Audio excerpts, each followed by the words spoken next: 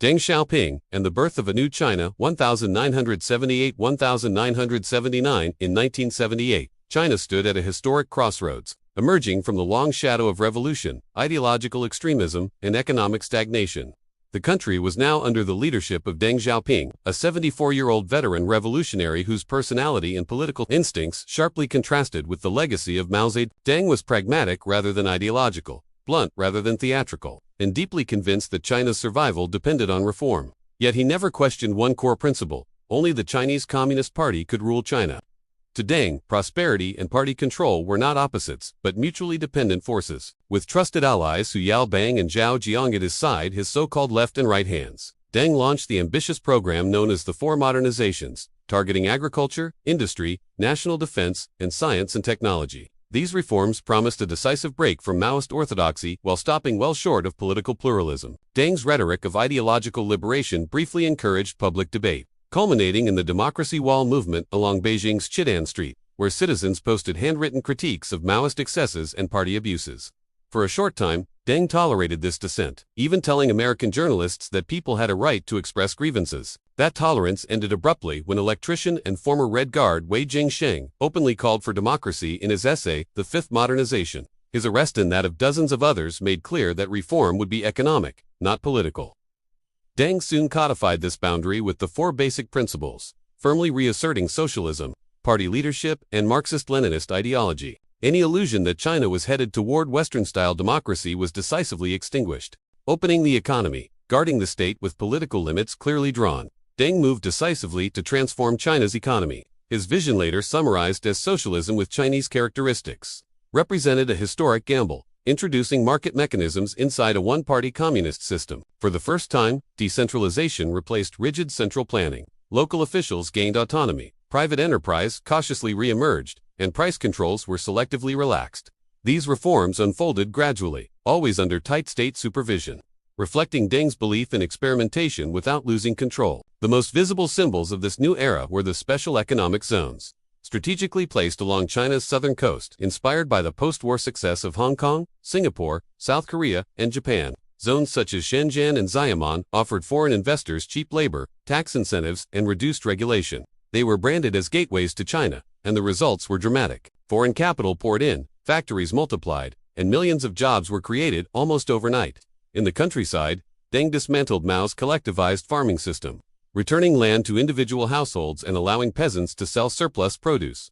Agricultural output surged by more than 60%, ending the cycle of chronic hunger that had plagued rural China for centuries. Education was revived as university entrance exams returned, intellectuals were rehabilitated, and students once exiled to villages came back to cities. Deng's landmark visit to the United States, the first by a Chinese leader since World War II, symbolized China's reintegration into the global economy. His easy charm, even donning a cowboy hat in Texas, reassured Americans that China's new leader was guided by pragmatism, not ideology. Yet beneath the optimism lay a crucial reality. The Communist Party remained firmly in charge. Foreign policy, military reality, and controlled confidence as China modernized internally. It also asserted itself abroad. In Southeast Asia, Beijing's influence faced its first major test. Once allied with Communist Vietnam, China found itself on opposing sides of the Cold War divide after Hanoi aligned with the Soviet Union. When Vietnam invaded Cambodia in 1978, threatening the Khmer Rouge regime, led by Pol Pot, Chinese ally Deng responded with a punitive invasion of Vietnam in 1979. The conflict exposed serious weaknesses in the People's Liberation Army, which suffered heavy casualties at the hands of battle-hardened Vietnamese forces. Although militarily costly, the war prompted sweeping military reforms and modernization. Internationally, China's relations with the West continued to improve. Deng hosted leaders from Britain, Japan, and France, even welcoming Queen Elizabeth II. He was named Time magazine's Man of the Year twice, symbolizing China's rising global stature. Beijing also softened its rhetoric toward Taiwan, promoting peaceful reunification under a one-country, two-systems framework, an offer rejected by Taiwanese leader Chiang Ching-kuo. Meanwhile, China standardized the opinion system, encouraging the world to say Beijing instead of Peking. Confidence was growing, but domestically, the party's grip remained unyielding. Rapid population growth led to the controversial one-child policy in 1980, enforced through fines, coercion, and at times forced sterilizations. While women's participation in the workforce expanded dramatically, gender inequality and rural-urban disparities persisted, revealing the uneven human cost of China's transformation. reformers, resistance, and Tiananmen Square, economic growth raised expectations for political reform, especially with the rise of Hu Yaobang, now General Secretary of the Communist Party, outspoken, reform-minded, and immensely popular, who challenged elite privilege and symbolized hope for gradual political liberalization. Student protests in 1986, calling for openness and democracy, tested the party's tolerance. When Deng ordered Hu to suppress the demonstrations, Hu refused and was forced to resign in humiliation. His sudden death in 1989 ignited public grief that quickly transformed into mass protest. Tens of thousands gathered in Tiananmen Square, echoing earlier movements for democracy and reform. Students launched hunger strikes, insisting their demands were patriotic rather than revolutionary. Xiao Zhuzheng, now party general secretary, visited the protesters and urged restraint, but hardliners led by Premier Li Peng prevailed. Martial law was declared.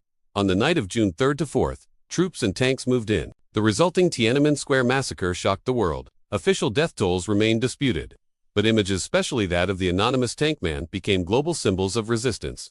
Deng denounced the protests as counter-revolutionary. Xiao was purged and placed under house arrest, and China once again faced international isolation. Revival, growth, and a new social contract. After Tiananmen, China appeared to retreat into conservatism.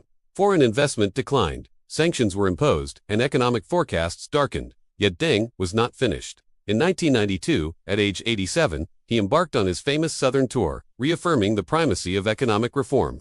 His message was blunt: development was the absolute priority. Ideological purity mattered less than results. The Communist Party soon declared China a socialist market economy, unleashing unprecedented growth. State-owned enterprises were restructured or dismantled. Private business flourished, and GDP growth soared into double digits. According to the World Bank, more than 800 million people were lifted out of extreme poverty, one of the greatest economic transformations in history, but the costs were immense. Inequality widened, pollution intensified, social welfare eroded, and migrant workers faced discrimination under the hukou system.